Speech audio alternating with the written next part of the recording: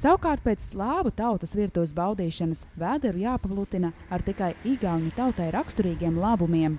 Un tāda ir malkas krāsnī cepta rupmaize, kas pildīta ar kāpostiem un speķi. Šādu maizīti iespējams nobaudīt viesojoties Peipusas ziemeļdaļā esošajā pilsētiņā Avinoimē.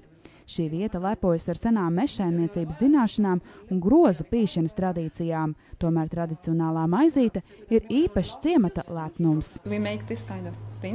Šo maizi mēs gatavojam šādā īpašā traukā. Tas ir darināts no koka, un maizes gatavošanas procesā ir ļoti svarīgi, lai to gatavotu koka traukā.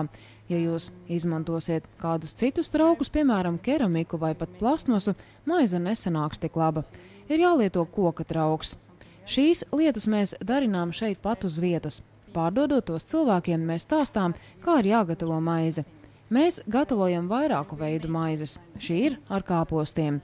Bet ir vēl arī citas garšas un piedevas. Tradicionālā igauņu maize tiek darināta no rudzu miltiem, ūdens, nedaudz cukuru un sāls. Vispirms maizīte tiek uzraudzēta un tad to rūpīgi izmīca koka traukā. Kad mīkla ir gatava, to izklāj uz pannas, kur tai pa virsu liek skābētus kāpostus un speķi. Pēc tam veido kukulīti un to liek karstā krāsnī.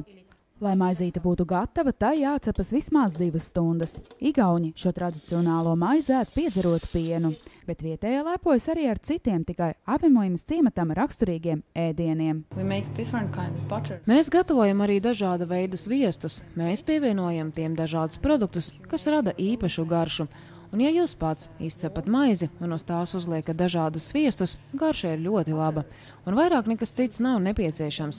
Tas patiesībā ir tik vienkārši. Baudot tradicionālo igauņu maizi, šeit iespējams aplūkot ciematā darinātos grozus, dažādas pirts un interjera lietas, kas iecienītas daudziet pasaulē.